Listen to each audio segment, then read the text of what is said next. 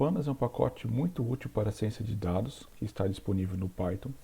Ele nos permite fazer uma série de manipulações nos dados, o que nos auxilia aí muito na parte de preparação de dados para a ciência de dados. Ele também permite fazer gerar gráficos.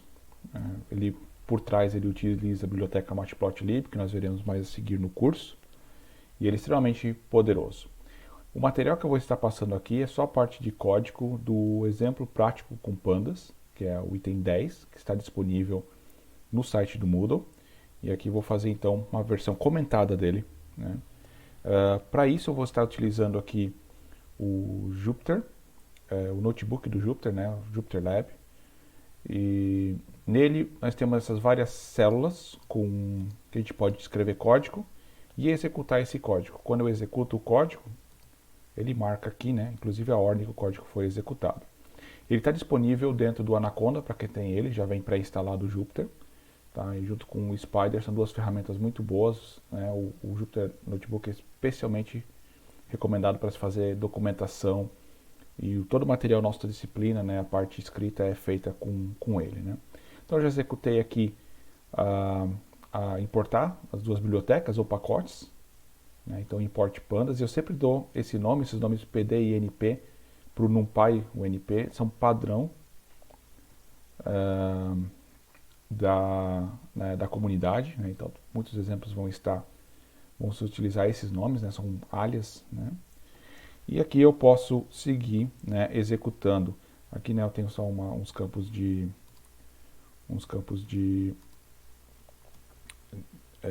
texto, né, que aqui estão removidos. Esse código então é muito próximo com aquele que já está disponível no Moodle, porém tem uma outra leve alteração feita aqui. Né? O que a gente quer mostrar agora é justamente a gente poder carregar um dataset. Tá? Então o Pandas pode carregar vários tipos de dataset, de dados, em vários formatos. Planilha do Excel, pode executar uma query no banco de dados para retornar esses dados, né? Enfim, de várias formas, né? De vários formatos, né? O que a gente vai usar aqui é do CSV, que é o Comma Separate Values, que é, né, valores separados por vírgula, né? Então, isso aqui usamos essa função que está aqui para fazer a leitura. E o que o Pandas, né, retorna quando a gente faz a leitura de um CSV? Ele retorna para a gente uma das suas principais estruturas, que é o data frame. Então, o Pandas ele possui duas principais estruturas, que é o data frames e a series, né, séries e frame de dados, que são as principais que a gente usa. A series, né, a parte serial, é como se fosse um array ou um vetor de uma dimensão, enquanto o data frame ele é de duas dimensões. Né? Qual que é a diferença, né, deles? Assim, o que eles têm de especial? Eles têm de especial que eles têm uma coisa que é o índice. Né? Na series ele vai ter o índice, que pode ser um rótulo, uma string, um nome, uma palavra. E no data frame ele vai ter, além dos índices de linha, ele também tem os índices de coluna.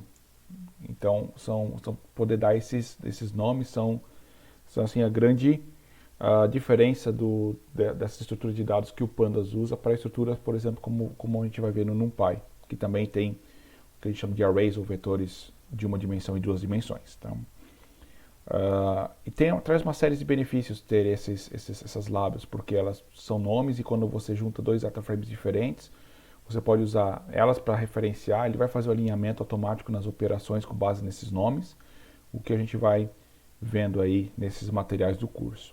Então, eu vou aqui executar esse código, né?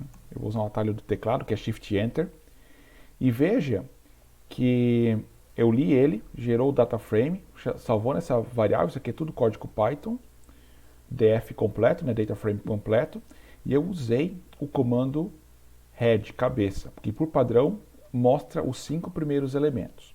O Jupyter tem uma coisa legal, que é toda vez que o meu último comando, uma expressão que ela não é atribuída a nenhuma variável, veja que isso aqui eu não fiz, por exemplo, x igual a alguma coisa, eu simplesmente deixei a expressão solta ali. Quando essa expressão está ali solta, que ele já mostra para você e ele formata bem numa tabela mesmo o teu data frame. E veja quantos dados a gente tem aqui, né?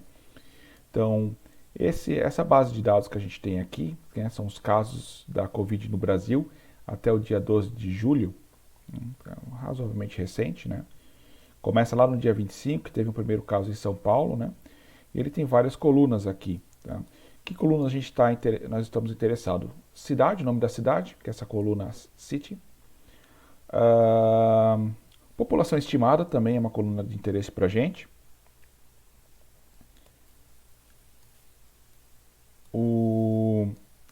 Os casos confirmados, últimos casos confirmados e últimas mortes confirmadas. O estado e também o tipo. Por que o tipo? Porque cada registro aqui, nessa base de dados, cada registro, né, que é uma linha, a gente pode chamar de registro, ela pode ser ou o registro de uma determinada cidade, né, naquele dia, são os casos acumulados, por exemplo, que a gente tem aqui, né, o acumulado até no dia 25/2, em São Paulo tinha um caso. Ou pode ser a totalização já de todo o estado. Então, esse tipo de lugar, né, place type, nos ajuda a filtrar por isso. As outras colunas a gente não vai utilizar, então, nesse exemplo aqui, né? Muito bem. No próximo aqui, eu vou só mostrar como vocês, se vocês não estiverem utilizando o Jupyter Lab, vocês vão ter algo desse formato aqui, tá? Um monte de texto, talvez saia tudo numa linha, mas vocês podem ver que aqui começa, né? Tá só mostrando 2 registros por causa desse número 2, que é o padrão para o comando head. 5 é o padrão, mostrar 5 registros, os 5 primeiros, mas aqui como eu passei 2, está mostrando só os 2 primeiros. E ele vai fazer esses pulos de linha aqui, né, porque não cabe tudo numa linha, ele tem um limite aqui de tamanho, né, que ele vai escrever. E realmente fica bem bagunçado a visualização. Aqui é bem melhor. A gente vê isso aqui. Muito bem, indo para o próximo aqui. Eu tenho então essa tabela completa, mas uma das coisas que eu posso fazer, que é bem interessante, é dizer aqui dentro quais colunas eu quero mostrar. Eu posso então já começar a filtrar. Não estou interessado em todas aquelas colunas, né? Por exemplo, eu quero só a cidade e eu quero só a data e os últimos casos confirmados. Observe que tem 2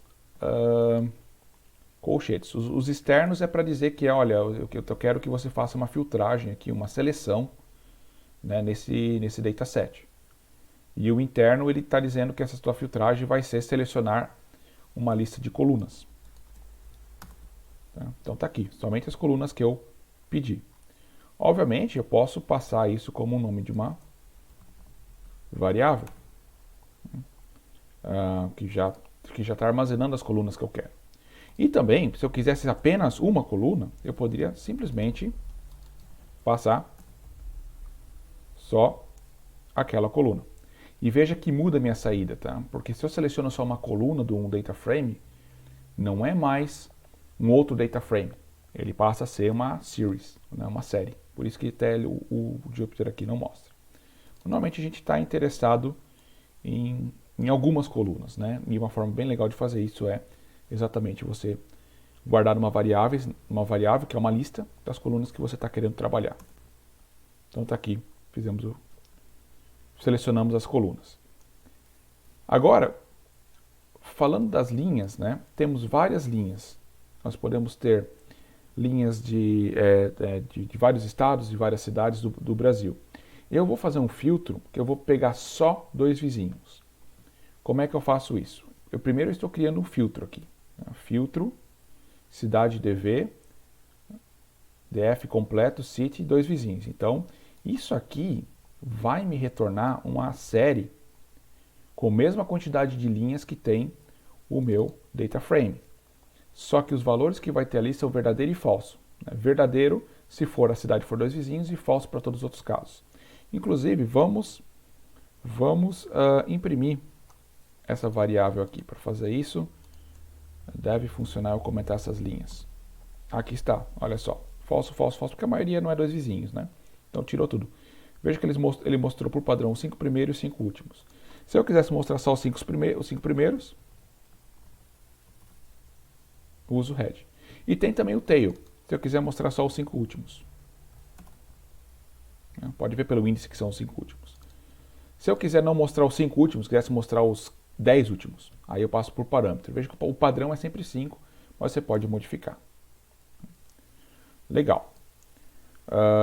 Não estou interessado em mostrar isso aqui, mas eu estou interessado agora, né, em pegar esse filtro e aplicar ele no data frame. E aqui vai me retornar uma nova variável, que vai ser só os casos de dois vizinhos. E eu vou mostrar os 5 últimos, só aquelas colunas ali em cima, né, que eu estou filtrando ela. Então eu estou usando todos os conceitos, poucas linhas, e eu uso vários conceitos, sem precisar fazer for, sem precisar fazer nenhum algoritmo complicado. Tudo o Pandas faz para a gente de uma maneira muito eficiente. Daí foi filtrado. Muito bem, como a gente está trabalhando aí, provavelmente a gente não vai fazer uma impressão que nem a gente fez aqui, né? Imprimir o data frame inteiro. Esse aqui até não tem tantas colunas, mas vamos trabalhar com data frames com base de dados grandes, né? Data frames com várias colunas. Normalmente você não vai querer pegar e já imprimir todo aquele monte de colunas, mas você vai querer talvez saber quais são as colunas disponíveis. Aqui está, você pode acessar o atributo, né, de qualquer data frame columns. Ele vai te dar o que a gente chama do índice, né? Tanto as linhas são um índice, como as colunas são outro índice. Tá? Então são dois índices, o índice de linhas e o índice de colunas. Então columns, ele dá aqui todas as minhas colunas. Tá? Então eu posso usar aqui para verificar quais são os dados que eu tenho, né? Quais são os tipos de dados que eu tenho aqui disponíveis. Né? Muito bem. Com isso, já dá para fazer uma coisa bem legal, que é a gente plotar. Né?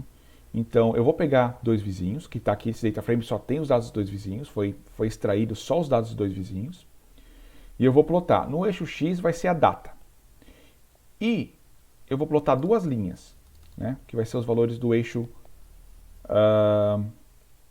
Y. O primeiro, o número de casos confirmados, e o outro, o número de mortes. Então está aqui, a gente pode observar já plotado, né, em azul os números de casos confirmados e em dois vizinhos, por sorte, né, nenhuma morte até então. Então pode ver que ficou no 0. E você vê que ele até escreve que tipo de objeto, né, em matplotlib. Realmente por trás ele usa o matplotlib para fazer montar esses gráficos. Né. A gente chama, às vezes, a gente importa o termo do estrangeiro, fala plotar, né? Plot aqui. Né? Só que o plot não faz só gráficos de linha, pessoal, faz barra, faz gráficos de dispersão, vários outros. A gente vai ver matplotlib em vários detalhes. E todos eles estão aí disponíveis dentro do Pandas para ser usado. Tá? Mas claro, depois usando o matplotlib junto, a gente consegue fazer várias customizações aqui nesse gráfico. Um pouco mais de filtro. Muito bem, eu vou agora criar um filtro que vai selecionar, né, o estado do Paraná, todas as cidades do estado do Paraná. Né? Isso aqui tem que ter um pouquinho de entendimento do nossa base de dados. Né? Então todas as cidades do estado do Paraná, no dia 10/7 de 2020. Eu pego 3 colunas, veja que é um filtro bem grande. Vai fazer a mesma história que a gente fez lá em cima. E vou aplicar ele e gerar um novo data frame. Eu estou chamando ele, né, data frame Paraná 10/07. Só vai ter aquele dia. Então eu já posso executar ele. Olha aqui, né, algumas cidades aqui. Né, tá bem interessante. Eu esqueci de comentar, pessoal. Os dados na minha base de dados já estão ordenados pela data. Então ele já carrega eles ordenados. Se não tivesse, eu teria que ordenar eles, tá? Teria que fazer uma reordenação desses dados para fazer esse gráfico, né, em ordem crescente de dias, né? Eu vejo que o X está em ordem crescente de dias, tá? Podia usar aí um sort value. Tem no outro material, tem esses comandos, tá? Mas aqui não precisa, né? Então foi bem interessante. Muito bem, então eu tenho aqui algumas variáveis, né? Alguns data frames. Eu tenho data frame só com todos os dias em 2 vizinhos. Eu tenho data frame com todas as cidades do Paraná no dia 10 de julho. Eu tenho data frame com todos os dados, né? E vamos pegar algumas funções estatísticas, né? Então o describe é extremamente útil, porque você passa o data frame e você pode simplesmente chamar dataframe.describe.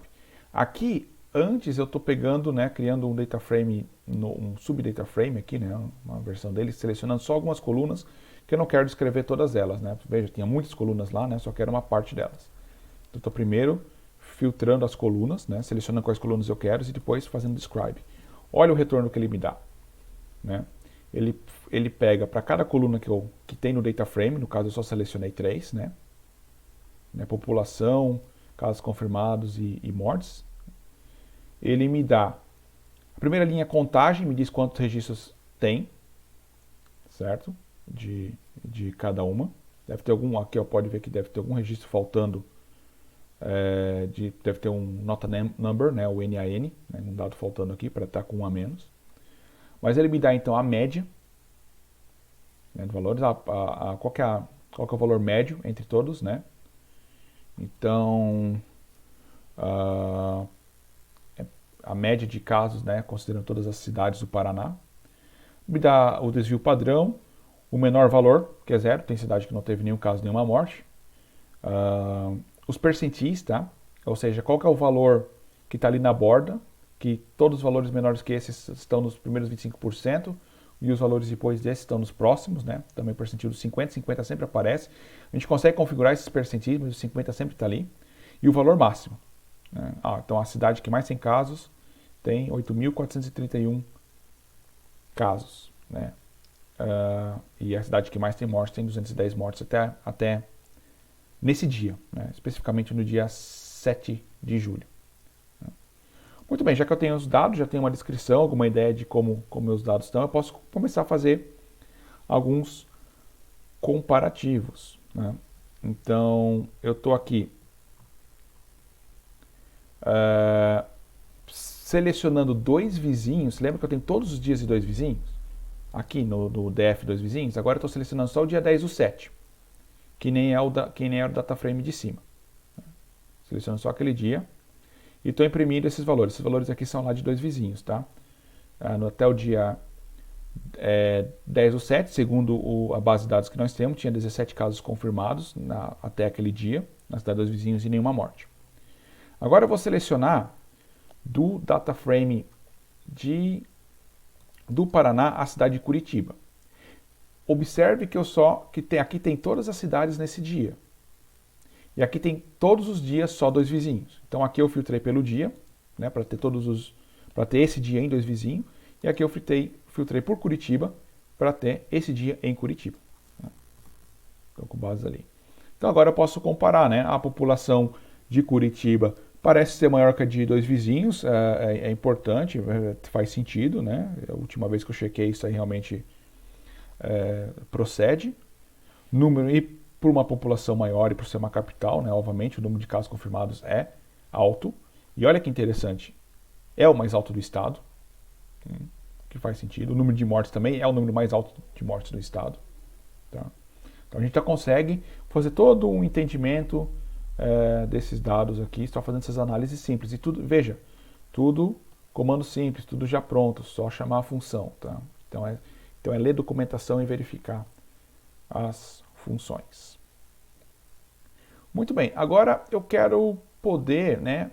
É muito legal ter esses números, mas ter a parte visual seria muito interessante. Seria muito bom se eu pudesse realmente plotar Curitiba versus 2 vizinhos, por exemplo. Só que veja que 2 vizinhos está num grafo e 2 vizinhos está num data frame e Curitiba está em outro data frame. Mas eu posso então usar concatenar para juntar esses 2 data frames num só. Em vez de concatenar, recebe uma lista de data frames, tá? Pessoal, não esqueçam, se passar assim, sem a lista, né, passar só como parâmetro, argumentos para concatenar, não vai dar certo. É um argumento só e esse argumento é uma lista de data frames. Né? Então, isso aqui. E eu vou pegar esse data frame aqui, então, que vai ter só Curitiba e 2 vizinhos, e vou mostrar a tabelinha que o Jupyter gera na tela, só com aquelas colunas que mais me interessam. Está aqui. É a comparação aqui, né, junta num data frame só, entre 2 vizinhos e Curitiba. Com isso aqui, eu já posso fazer algumas plotagens, né, alguns gráficos. Eu vou mostrar agora uma outra ferramenta, que é o gráfico de barras. Veja que se eu usasse só plot, o padrão é gráfico de linha. Mas o plot, na verdade, ele tem vários tipos de gráfico. Você pode acessar eles como ponto e o nome do tipo de grafo. Tem lá embaixo do material, tem uma listagem desses tipos. Tá? Para o gráfico de barras, são 2 parâmetros. Tá? Primeiro, qual que é... Eu vou rodar ele aqui, que a gente já vê. Primeiro, cidade, né? Qual que é o eixo X? Né? Qual que é o eixo X que eu estou? E segundo, qual o valor desses aqui, né? Eu tenho o último casos confirmados e o número de mortes. Qual deles eu quero fazer a plotagem do meu gráfico de barra? Quero fazer dos casos confirmados. Então, eu passo ele como segundo argumento para gerar aqui esse gráfico de barra. Mas se eu quisesse fazer os dois, eu tenho que fazer então 2 figuras? Não. Você pode passar o segundo argumento como uma lista das colunas que você tem interesse. E olha o que acontece. Ele gera, né, Curitiba com 2 gráficos, bota a legendazinha ali, e 2 vizinhos. Tá? 2 vizinhos mortes são 0. E o número de casos comparado com Curitiba é muito diferente. Então a gente não consegue, até parece que não tem nada. São 17 contra mais de 8.000. Tá? Então aqui perdeu na escala, ficou invisível 2 vizinhos. Tá? Mas é assim que a gente usa o gráfico de barras. Obviamente a gente tem toda a linguagem de programação Python, então a gente pode fazer muitas e muitas coisas com ela. Tá? Então, o que eu vou fazer? Aquilo que eu fiz com 2 vizinhos de Curitiba, de selecionar só elas no data frame e depois gerar um data frame só com essas cidades, eu vou fazer usando Python aqui. Tá? Podia fazer de outras maneiras, até mais simples, mas eu quero mostrar aqui que eu posso realmente integrar, né, loops do Python com Panda e tudo mais para construir alguma coisa. Qual que é a minha estratégia aqui? Simplesmente eu faço uma lista chamada cidades, né, eu escrevo a lista das cidades que eu quero. Aí eu creio uma outra lista que vai guardar os data frames. Então ela vai guardar um data frame para cada cidade. Vai criar o data frame de 2 vizinhos, que já está criado, mas eu vou criar um novo, né, dentro desse for aqui. Vai salvar numa posição, criar um novo data frame para Curitiba, salvar o data frame aqui para Ponta Grossa e assim por diante. Então eu vou ali inteiro por todas as cidades e crio o data frame, simplesmente fazendo uma filtragem. Esse data frame aqui já são todas as cidades do Paraná no dia 10/7, então eu só preciso dizer qual cidade eu quero, e a cidade é C, que é o meu iterador aqui do for. Então ele vai valer 2 vizinhos na primeira, Curitiba na segunda, Ponta Grossa na terceira, e vai gerar essa lista de data frames. Já é uma lista de data frames, então eu posso simplesmente, fora do for, pessoal, muito cuidado com isso, né, chamar o concat nele, e ele vai pegar esses 5 data frames que estão nessa lista e vai juntar, concatenar, né, agrupar num data frame só. Vamos ver como é que ficou a nossa saída. Olha ali, ó. 2 vizinhos, Curitiba, Ponta Grossa, Pato Branco, Londrina, né, os casos confirmados e os números de mortos, né, até aquela data, né, que é o filtro que a gente está fazendo. Legal. Vamos usar o bar nele, que a gente já, usando o mesmo comando de antes, só vamos usar agora no data frame das 5 cidades selecionadas. Tá aqui, né? Aqui já dá para ver, né, já que Londrina tem uma quantidade até expressiva de casos, Ponta Grossa, Pato Branco tem casos, 2 vizinhos ainda tem bem poucos casos, né? Ainda bem. Em comparação, né? Nenhum caso é bom, nenhum caso só é pouco o suficiente, mas está aí o nosso gráfico, né, gerado. Vamos fazer mais algumas comparações agora. Agora eu vou voltar lá no data frame completo, né, e vou filtrar todos os estados. Então eu vou fazer um data frame só com os estados. Esse aqui é o data frame que tem tudo, né, o data frame completo. Eu vou pegar todas as linhas que são de estado. Né? Então esse aqui vai dar aquele filtro, que é aquela series com valores verdadeiro e falso, né? Então se for um estado, se for uma linha referente ao agrupamento do estado, que é aquele conjunto de dados, né? Aquele dataset já traz para a gente assim, eu mantenho eles, senão eles não entram aqui, né? E eu vou imprimir aqui umas colunas que eu tenho interesse, né? O dia, o estado, né? Não é mais a cidade, né? Casos confirmados e número de mortes. Tá? Muito bem. Então aqui, né? Eu imprimi os 5 primeiros. Veja que só tem São Paulo, né? São Paulo, porque ele está ordenado pela data. Em São Paulo foi onde teve o primeiro caso, só teve casos lá em São Paulo, né? Lá no final de fevereiro, né? Comecinho do ano. Né? Mas agora, tá, tudo bem, eu quero conferir, eu quero ter certeza que eu fiz certo, né? Então eu vou olhar os últimos 5 casos. Tá aqui os últimos 5 casos. Já dá para ver que está misturado alguns estados. Tem Rio Grande do Sul, Santa Catarina, Sergipe, São Paulo, Tocantins, está tudo aqui, né? Esses casos aqui, esses valores, né? Só, claro, não tem só esse estado. Aqui está completo, tá, pessoal? Então, se eu passar um outro número aqui, 10, né, mostro 10 casos. Se eu mostrar 15, vai vir 15 casos e assim por diante, né? Os últimos aqui, tá? Então, esse aqui é o data frame DF estados que eu tenho, tá? Na verdade, eu tenho todas as colunas nele, tá? Eu só estou aqui. Veja, depois de selecionar os 15 últimos que eu estou filtrando. A ordem aqui que até não importa. Eu poderia filtrar as colunas primeiro e depois aplicar o tail nelas, tá? Então é bem interessante aqui, né? Bem flexível o Pandas, tá? Agora vem uma coisa muito legal. Eu quero comparar esses estados, tá? Mas veja que estado é uma coluna, esse valor aqui é uma coluna, esse valor é uma coluna, né? E temos aqui a data. Eu gostaria de fazer um grafo, né? um gráfico, né?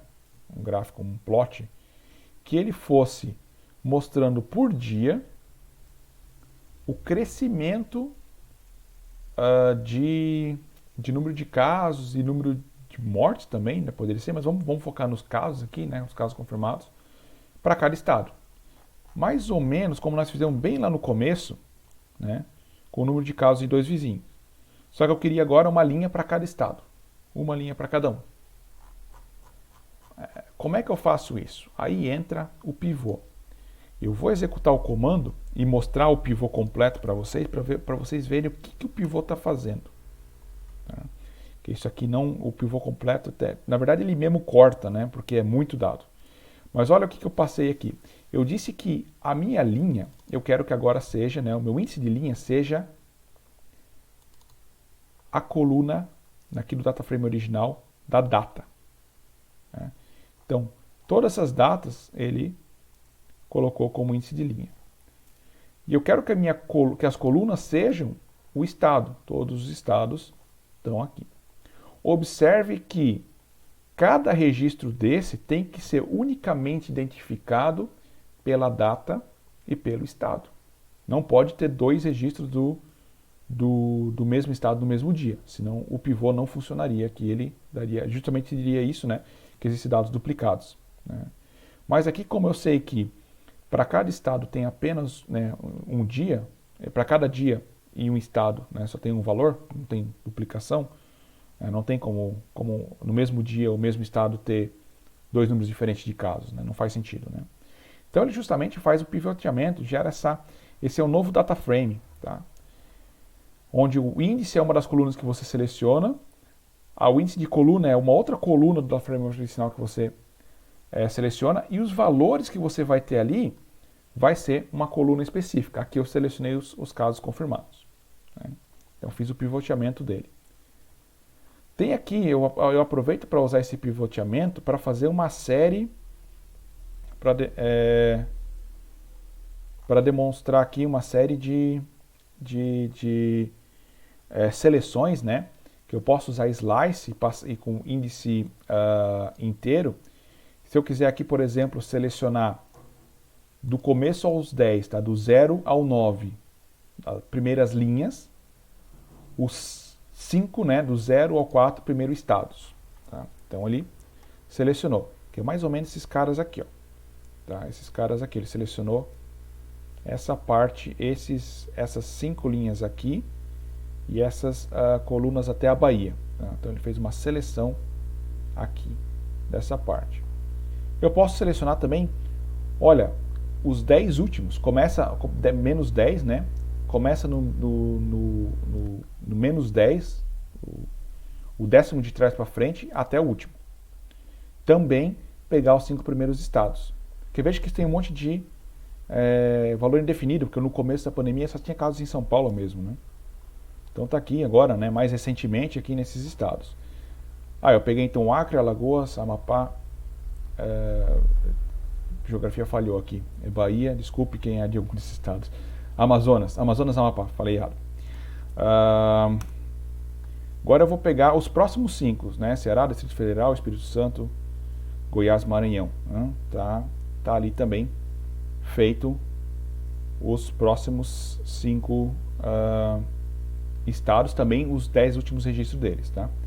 E eu posso ficar brincando com isso, pegar mais 5, né, os próximos, né, do 10 ao 14, né? Eu posso acessar os atributos, não são métodos, né? Index, quais são os índices que eu tenho disponíveis? São todas as datas, lá do dia 25 até o dia 12. Como tem muita, ele vai fazer uma abreviação aqui com 3 pontinhos. Colunas, quais são as colunas que eu tenho disponível? Bom, são todos os estados, tá aqui. Tá? Então posso consultar isso também, porque é um data frame normal, só que agora ele alterou o formato dele, né? Tá? Cada coluna é um estado, cada linha é uma data, né? E o valor são só os valores de casos confirmados, tá? Então vou aqui só imprimir ele novamente, né? A versão aqui, ele resume, né? Com 3 pontinhos aqui o que tem muitos dados, né? Olha quantos dados faltantes, principalmente no começo. Eu vou dar uma tratada nesses dados, tá? Uma preparação bem básica.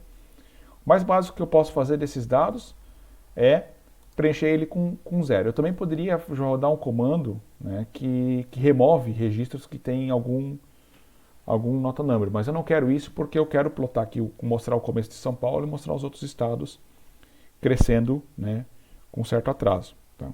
Então eu vou preencher os nota numbers com 0 e vou mostrar aqui o começo, né, que só tinha nota number para a gente antes. Tá? Vou até mostrar agora como é que ele ficou. Criar mais um bloco de código aqui, como é que ele ficou completo. Tá aqui, ó, tudo com 0, onde antes era nota number. Então bem legal, bem simples fazer a manipulação do dado aqui. Muito bem, vamos plotar esse data frame com pivô? Olha o que ele fez, justamente o que eu queria. Uma linha para cada estado. Né? E botou a legenda. Quando a gente estiver trabalhando com Matplotlib, a gente vai aprender a dar uma manipulação, quando estiver trabalhando bem com Matplotlib, a gente pode manipular um pouco isso aqui para deixar ele mais bonitinho. Só que vamos e venhamos. Plotar todos os 26 estados aqui, não dá. É muito dado, é muito estado. Tá? Muita coisa para um plot só. Então eu vou plotar ele de novo, mas eu vou selecionar só esses 3 estados aqui do sul do país, tá? Rio Grande do Sul, Santa Catarina e Paraná. Tá? Veja que o plot, o primeiro argumento para ele é qual coluna eu quero que seja o eixo X. E eu quero que seja a data. Posso colocar data aqui? Não posso, porque eu fiz o pivoteamento e a data não é mais uma coluna. Nesse data frame de pivô do estado, não tem mais a coluna data, né? Date. Agora ela foi movida para o índice. Então eu passo none, que none é justamente fazer o índice, usar o índice. Aí o segundo argumento, eu posso passar a coluna. Por padrão, é todas. Por isso que esse plot aqui da linha da execução 38 deu todos os estados, porque pegou o padrão que é todas. Mas eu posso especificar, olha, só quero esses. Então está aqui, ó, bem melhor para visualizar. Tá? Focado em 3 estados. E eu poderia brincar, poderia adicionar aqui, vou comparar com São Paulo, que isso aqui é interessante, né? Que foi onde tudo começou. Aqui, olha o crescimento de São Paulo, como os outros estados chegaram só depois. E claro, a população do estado de São Paulo é muito grande, todos os fatores aqui. Né? Então, e é justamente isso que a gente quer da ferramenta, porque a gente vai escrevendo, ela vai dando gráficos, vai dando estatísticas sobre essa informação e a gente pode fazer alguma análise disso, tirar algumas conclusões e se embasar para alguma outra coisa. Ah, não quero escrever o none aqui na frente, é chato ter que escrever none. Você pode usar, lembre-se lá da aula de função, né? Plot é uma função, você pode acessar o ponto dela também, mas aqui está funcionando como uma função, né? E eu posso usar o argumento chave-valor, porque na verdade o primeiro argumento aqui é o x, né? X igual a none, mas eu estou passando por posição. E o segundo argumento é o y. Então eu posso simplesmente dizer, olha, y é esse aqui. Aí o x ele vai ficar no padrão que é none. Então esse comando aqui, né, da execução 41, é equivalente ao comando da execução 40. Ah, é equivalente não, porque lá eu tinha adicionado o estado de São Paulo e aqui não, né? Então vamos fazer ele ficar igual. Está aqui. Está aí o plot. Muito bem. Vamos fazer um plot de barra desses mesmos dados. Vamos fazer o quê? A mesma coisa que a gente fez lá agora com os estados, que a gente tinha feito com as cidades anteriormente, né? Eu vou pegar os estados, todos os 26, né?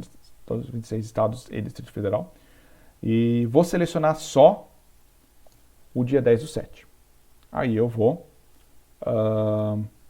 aplicar esse aqui é um filtro, gerou uma series, eu pego essa series, aplico ela, né, para selecionar o data frame e vai gerar só os 26 estados naquele dia.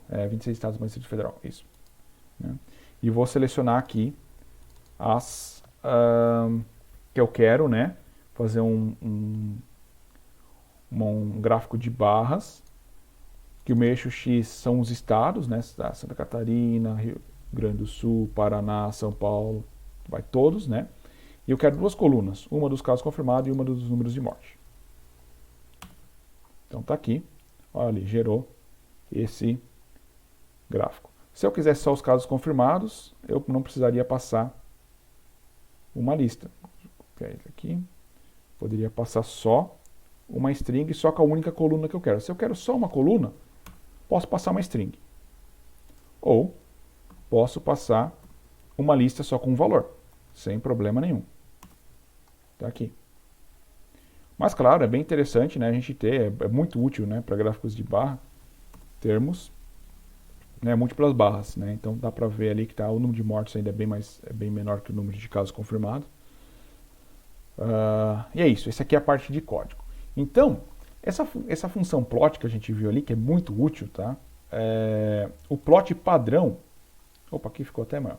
A função plot padrão, ela é um gráfico de linha, é o line, que é equivalente, eu vou executar porque senão ele fica com markdown aqui. O pessoal que for usar o Jupyter para fazer alguma documentação, ele é bem legal, tá? Dá para misturar aí texto com código, inclusive código dentro do texto, é bem interessante. Mas eu posso aqui misturar, o padrão aqui do plot é line. A maneira mais correta de se fazer é você passar o argumento kind igual a line, mas o padrão dele é line, então a gente usa plot direto. Só que eu também poderia escrever bar, né, chamar o plot e dizer que o meu tipo é o bar. Daí você passa os argumentos conforme fosse para fazer um gráfico de barras. Tá? E na verdade tem uma terceira, tem essa outra maneira, né? Então a primeira maneira é você chamar plot e especificar em kind qual tipo de plot você quer. Se você não especificar, o padrão é de linha. Ou você pode fazer plot ponto o nome, o tipo dele, né? Ponto line ou ponto bar. A gente usou esse formato ponto bar e usamos esse padrão em cima, mas veja que tem outras maneiras equivalentes. Bom, gráfico de linha, gráfico de barra, legal, tem essas opções, mas tem vários outros, tá? Então, de barra horizontal, simplesmente as barras, em vez de serem vertical como as barras que nós colocamos, viraram horizontal. Vou fazer um teste aqui, vamos ver o que ele gera aqui. Olha só, as barras horizontais ali, ó. Que os parâmetros são o mesmo, tá? Então, só trocando o nome da função, já troca tranquilamente aqui, né, o gráfico. Mas tem vários outros, né? Fazer o histograma, fazer gráfico de caixa, vários outros, né? Estimativa de kernel, de densidade, gráfico de área, gráfico de pizza, né? Ou de torta, né? Que o pessoal adora usar, usam até demais. O gráfico de dispersão, muito útil, extremamente útil. Tá? A XBeam é também outro tipo de gráfico. Então tem várias aqui ferramentas para a gente usar no Pandas. Então é isso para esse vídeo, pessoal. Eu só queria dar uma explicação detalhada aqui, porque essa parte do exemplo prático com Pandas é realmente bem interessante, né, de se seguir. E a gente está aproveitando esse dataset disponível aí para fazer análise. Até mais, pessoal.